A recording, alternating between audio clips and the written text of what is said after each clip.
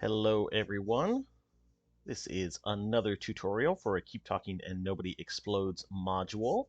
This time we are taking a look at a module called Mischboozl, which if you are familiar with Mischmoodle or the faulty 14 segment display, I believe is the other one, it's a similar idea that we have this grid here that is all scrambled up, this 4x4 grid.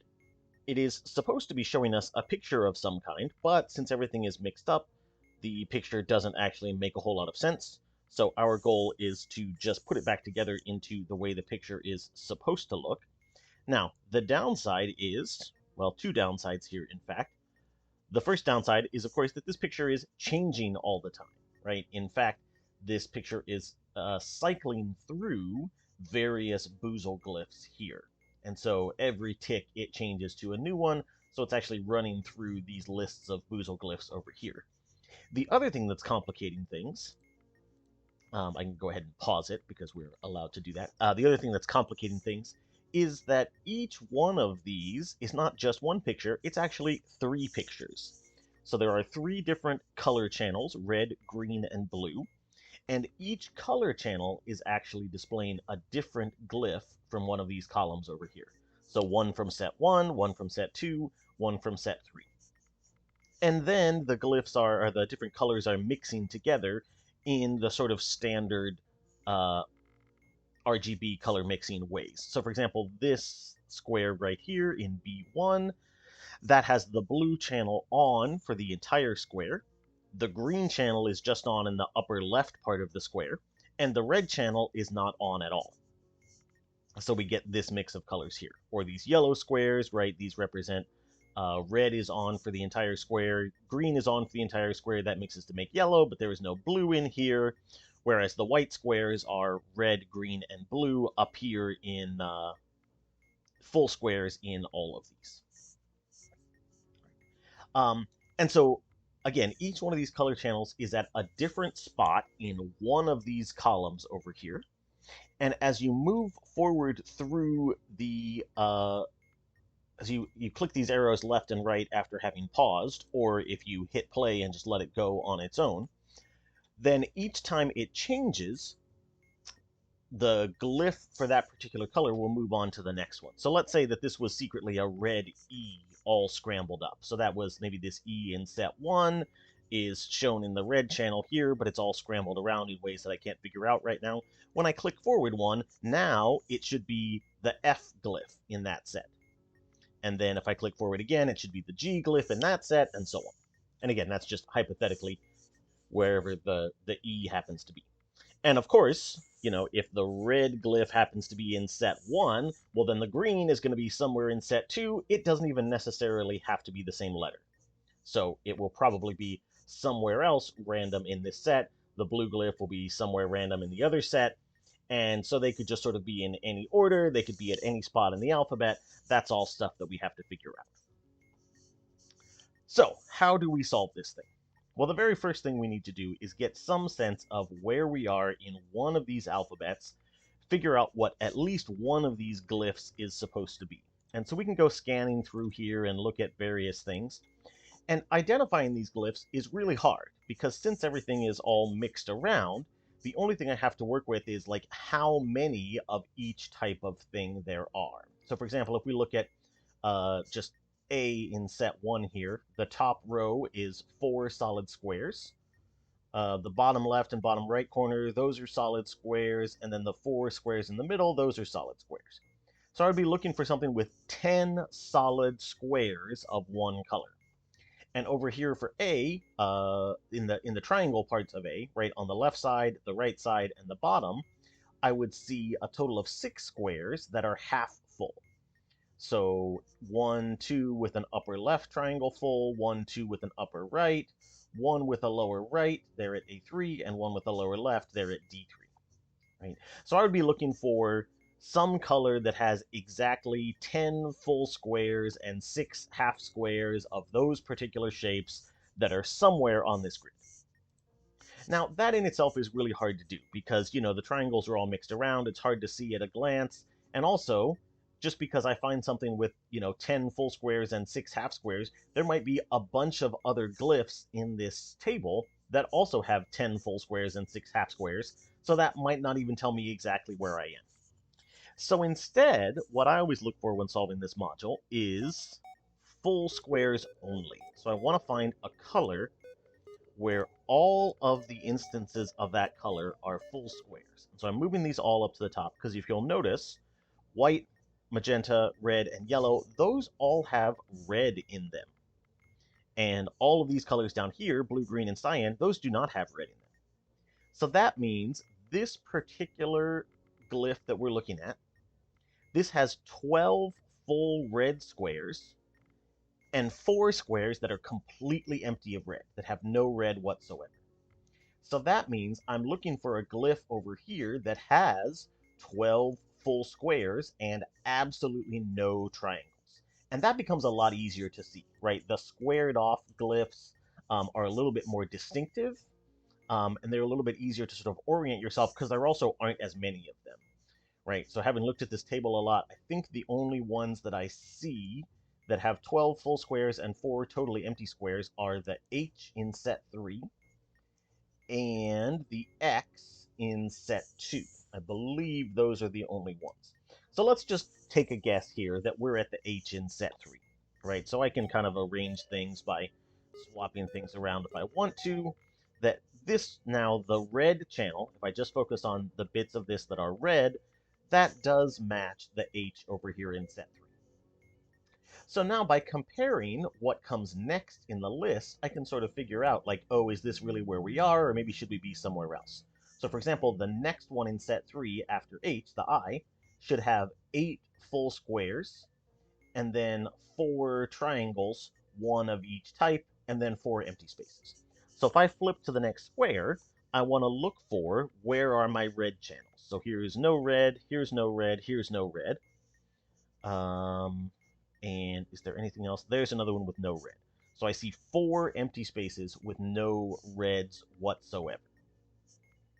Then I wanted, what, 8 full reds. So there's 1, 2, 3, 4, 5, 6, 7. Oh, did I miss one? Yes. 1, 2, 3, 4, 5, 6, 7, 8. So there's 8 full red tiles.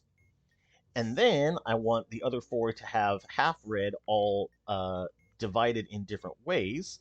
So here's one that's half red because white has red in it. Here's one that's half red. Here's one that's half red. Here's one that's half red. So right there's my 4 tiles with half red. Let me just rearrange these since I'm screwing everything up anyway. I might as well put them so I can see them. Here's my 8 tiles with full red. And then here in the bottom right corner, here are my 4 tiles with no red whatsoever. And if I compare, right, if we had started at the X in set 2, the Y in set 2 has a totally different configuration of squares and triangles and stuff floating around, right? I see 1, 2, 3, 4, 5, 6 triangles and only 6 full squares. So that means this cannot be the Y in set 2, which means if I'm looking at my table right, there's only one place where we get like this exact distribution of red here and this exact distribution of red followed up in the next spot. So we have to be at the H in set 3, followed by the I in set 3. So this right here is the I in set 3.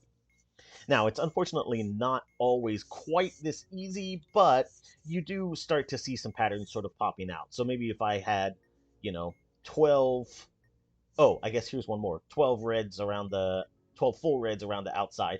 This is another candidate that we could possibly have had, right? If my first screen that I had been looking at were the 12 reds here, the next screen would have to have only full squares or totally empty squares of red, which again, this one doesn't, right? These 4 triangles are very distinctive here. That's what points me to this pair of things, the H and the I in set 3, right? But so if you see like 2 in a row of only full squares or empty squares, you know you're in the EF range, one of these two, and then you can just sort of count how many squares there are to get a sense of where you are. This is the sort of deduction that you have to do to figure out where you are in this table over here. But now once we do that, we can start using these pictures to actually put things in place. So for example, we now know we're on glyph I in set 3. So there are some very distinctive parts of this set, right? The triangle pieces, there's only one piece of each type of triangle. I know exactly where those have to go, right? The upward pointing triangles here have to go in C1 and D1. And the downward pointing triangles have to go in C4 and D4. And then these 8 spaces that are full of reds, those have to be right across the middle 2 rows. And the 4 spaces that have no reds whatsoever, those have to be in the upper left and lower left corners, right? A1 and 4, B1 and 4.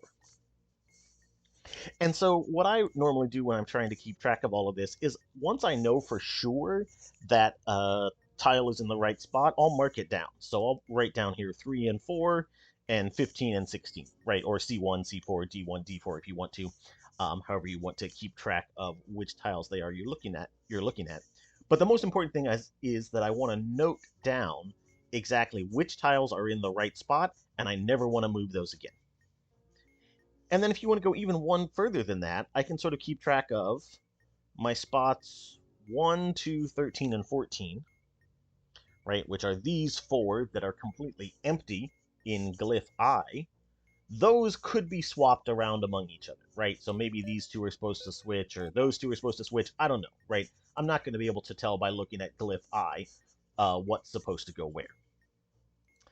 Or the same thing, these 2 middle rows, everything from space 5 to space 12, those all can be mixed among each other as nearly as I can tell from these glyphs right here. And this is where we have to start using multiple glyphs together to try and get a picture of what's going on. So for example, if I go back to set H, right? Now I know these 4, spots 3, 4, 15, and 16, those are definitely in the right spot. But I want to identify, like, well, so specifically, let's look at spot B1 here, right? So B1 is full in this glyph and empty in this glyph. So that has to go someplace that's full in H, but empty in I, right? So that has to be like A1 or A4 or B4, right? 1, 13, or 14.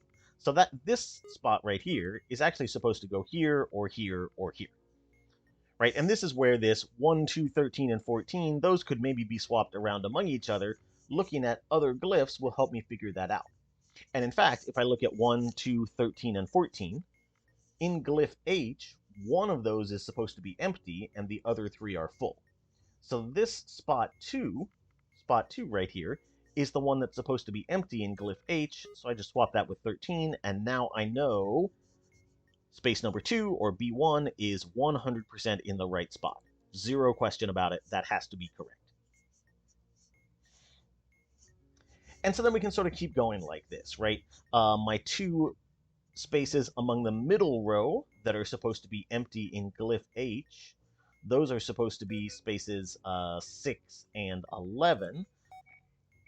So let me swap those 2. Right now, 6 and 11 look like they could be right. They still maybe could swap places. So I'm just going to make a note of that 6 and 11 are maybe supposed to swap places, but then 5, 7, 8, 9, 10, 12, those could also swap among each other. Right, that's theoretically possible that those could need to be switched around still. But this is also where, I'm only focusing on the red channel right now, but you can sort of start to get a sense from the other channels of, oh, well, maybe, these are supposed to also make Boozl glyphs with the blue and the green channels, so you can sort of take some educated guesses at where things are supposed to be. Like this diamond in the middle looks pretty good. Maybe it's supposed to be like that to make that diamond in the middle, something along those lines. Again, I'm still just guessing, but you can kind of try and get things in the right place. So it feels like I've gotten all the information I can out of this glyph. Let's move back forward. So this was glyph I. That still looks good. Haven't screwed that up. Now we're on to glyph J. And so again, focusing on just the red channels here, I can see I need, in the upper left corner, a lower right bit of red, right? The lower right part of this square is supposed to be red. And so now that's space number 1. That can only swap with spaces 13 or 14. And the only one of 13 or 14 that has red in the lower right is 13 there. And so now I know for sure I've got the correct thing in place there. So spots 1, 2, 3, 4, the whole top row is 100%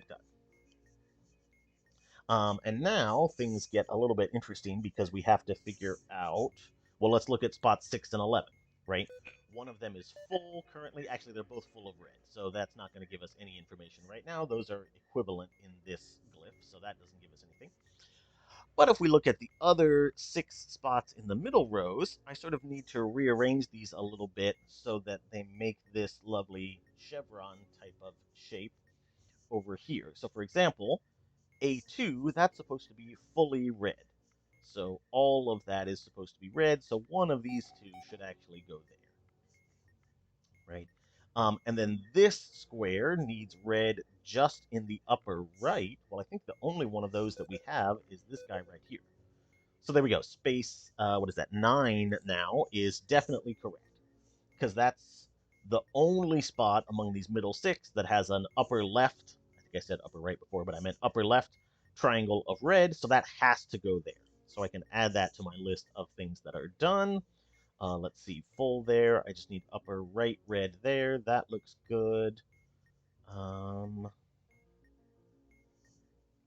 trying to keep track of all of my information here. That one's supposed to be lower right only is red. No,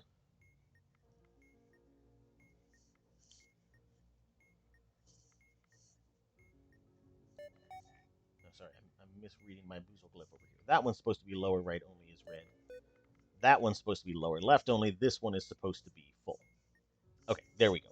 So now my red channel does do the up and down chevron shape that it's supposed to. Um, and now, are there any of those that I'm 100% sure of? I think these two also are correct, right? Because there's only one space across the middle here that has upper right only. So that is space number 10. I can add that to the list. And there's only one space that was lower left only, which is space 7. We can add that to the list and delete them from our things that could possibly be swapped here.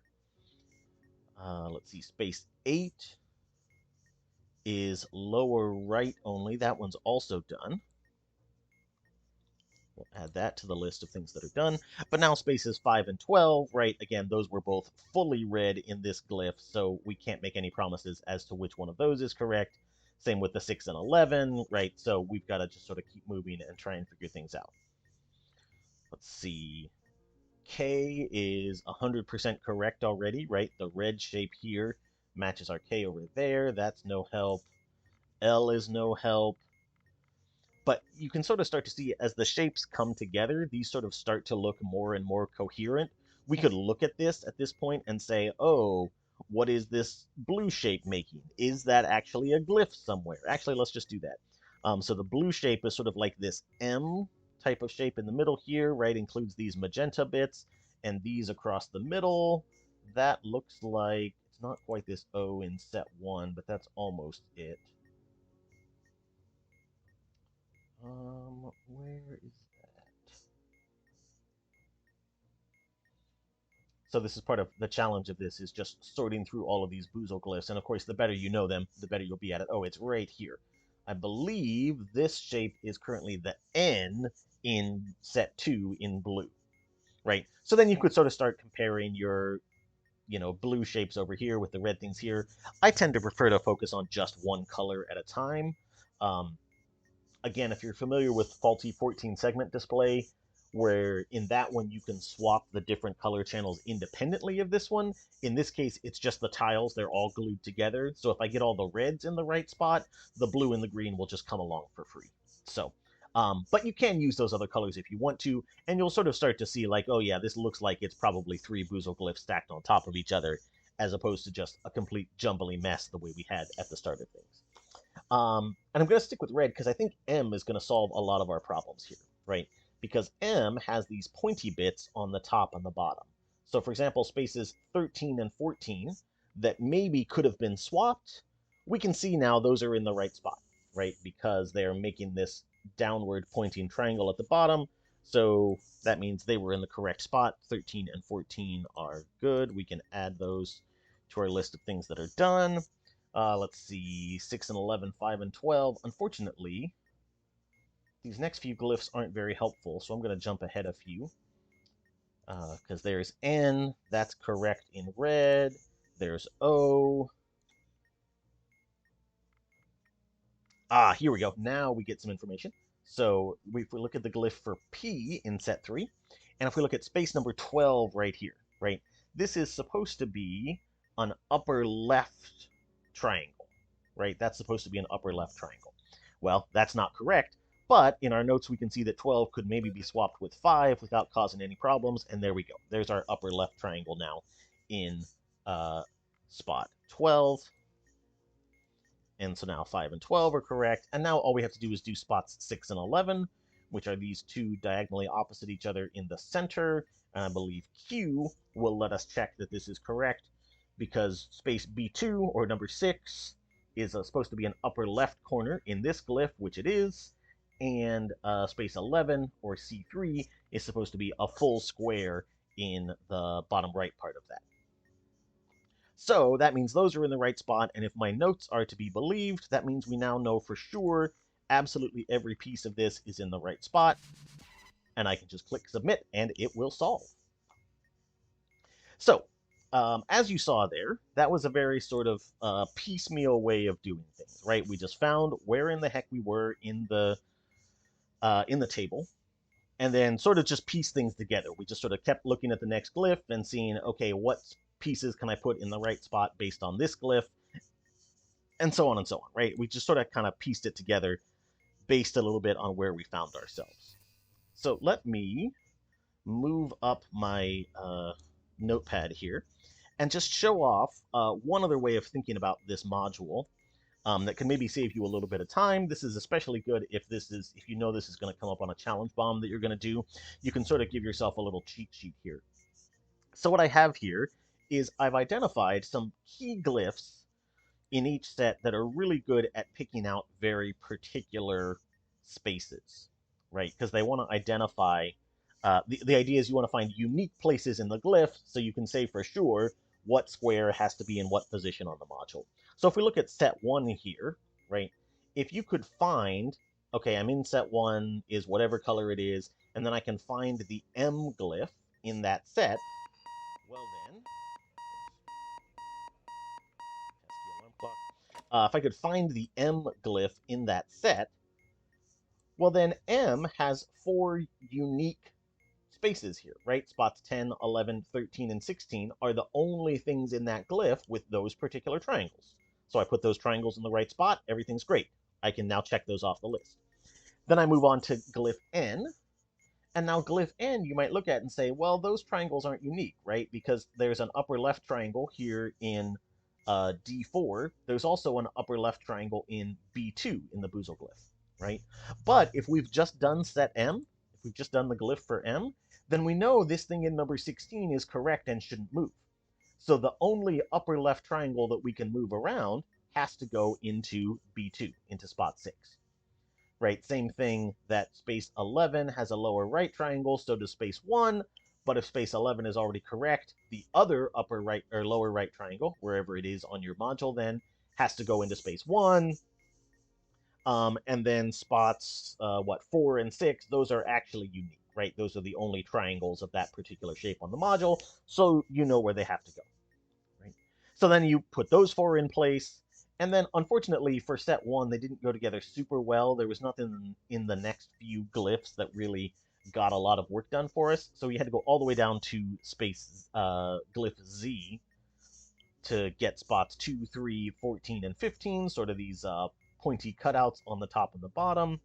But then if you go from there to glyph A would then set the things on the side for you, and then you'd be done, right? So if I were trying to do this like as quickly as possible, I might do something like this and say, okay, go to set M, put these 4 in the right spot. Now go to N, put these 4 in the right spot. Now go forward 12 to glyph Z, put these 4 in the right spot, right? And that might be a more efficient way of doing things. Now, if you're doing this on Twitch Plays and you just want to sort of solve the puzzle, you can be a bit more casual about it. But I think if you're going as quickly as possible, something like this is probably the right way to do it. So let me see if I can kind of demonstrate this process here. So let me real quick move my, whoops, nope, don't move that. Move my notepad out of the way a bit so we can see the screen again. Let's pause this. Now, of course, I do still have to do the same thing as before and find where in the heck I am this uh, in this list. So like this one is no good because I can see this tile right here has blue on half of it, but not all of it. And this tile right here has green and red on some parts, but not all, right? So that's going to be a mixture of squares and triangles. I don't want to think that hard. Again, here's a mixture of blue and red. That's no good. Here's a mixture of green and not green in the yellow and red. That's no good. Let's see. That's blue and not blue. That's some red, some not red, some green, some not green. Okay. And so you see sometimes you might have to go through several choices here. So there red and green are bad. And here blue is bad. Yep, we just have to go through several options until we get to something that's all squares. But if you're solving live, then at least that's something your um, diffuser can do while the expert is doing something else. It's kind of like finding the good starting spot in coordinates or something like that.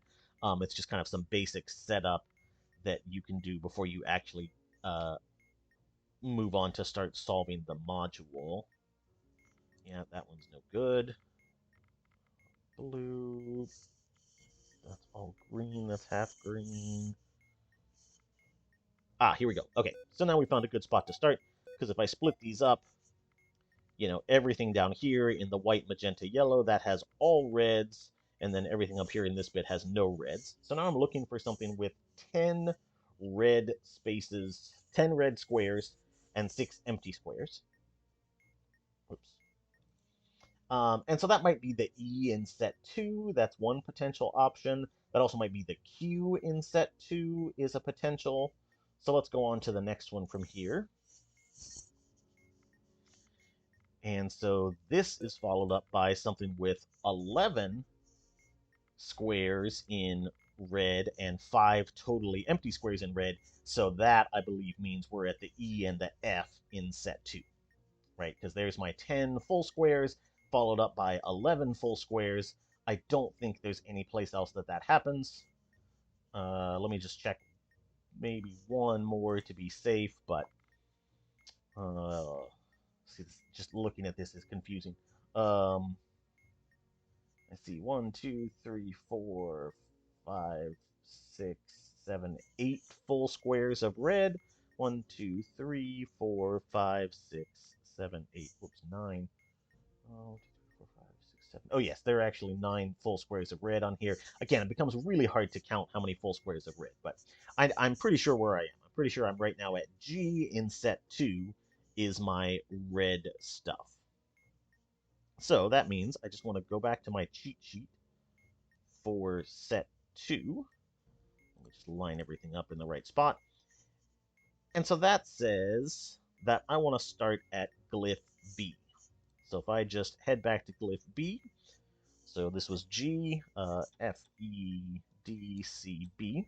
So this is B in set 2, and that is supposed to fix for me spots 6, 7, 10, and 11, right? So the middle 4 squares are the only ones that are triangles here, and they are in this particular shape. So we want a red there, upper right there, upper left there, and then lower right, lower left. So that's going to be, there's our lower right, and there's our lower left, right? So now I know spaces 6, 7, 10, and 11 are 100% correct. I am not going to touch those the rest of the time. The rest of these could be mixed around any which way because they're just fully red. Now we go to spot C, glyph C, which is going to set for me spaces 4, which is a lower left triangle only of red. So where is that? So that's this guy, right? That was the only thing outside of the 4 middle squares that had the lower left triangle of red. And then spaces 14 and 15, I want an upper left and an upper right triangle. So they're the only 2 with upper left and upper right triangles. These 2 down here. So now these 6 in the bottom middle and the far upper right corner, those are fully set. Let's see, now I go on to glyph G, D, E, F, G. And glyph G is supposed to set for me spaces 1, 4, 13, and 16. So the four corners. So the lower left corner, for example, is the only thing on this entire glyph with no red in it. So there's 13 is correct. 16 is supposed to have an upper left corner. That's good. Spot 4, whoops, small typo there. Spot 4 was already done, so that's correct. And then spot 1 is supposed to have a lower right corner only of red, so now that's correct. All right, now we move on to H. H is supposed to have, let's see, a cutout triangle. So I want a lower left triangle here, a lower right triangle there. So that's correct. Now spaces 2 and 3 are correct. And so now I've fixed pretty much everything but the sides, 5, 8, 9, and 12. And I've identified on glyph I that will give us the rest of the information that we need. So space 5 is supposed to have an upper right corner. Space 8 is supposed to have a lower left corner. Space 12 is full. Space 9 is empty. And there we go. If I believe my notes that I took before, and I certainly hope they're right, or else I'm going to have to record this whole thing again, then everything should now be in the right place because each one of these choices fixed certain ones of our tiles, and so now they should all be correct. And I mean, just as a double check, I can sort of see, like, where is, what blue glyph are we looking at here, right? So the glyph in blue sort of starts here, does this whole diamond, has this weird cutout in the bottom right, which makes me a little bit nervous. But let's see, we just did set 2. Oh, yes, that will be glyph F in set 3, right? That's what we're looking at if we look at just the blue channels here. And let's see, the green channels are sort of like a diamondy thing with a weird kind of cutout right there, right? That magenta is missing. And we know we've had something in set 2 and 3, so there we go. That's D, has that sort of trapezoid cutout there, so that's the D in green for set 1, so I'm now pretty confident that that's correct. And there we go. So, yeah, fun little puzzle to solve. I admit I've never actually done this with a live diffuser, so there might be some issues with communicating there, but that's something that you always have to work out a little bit on your own anyway. But hopefully all of the mixing and boozle glyphing is a little bit clearer now. And thank you all. I'll see you back here next time.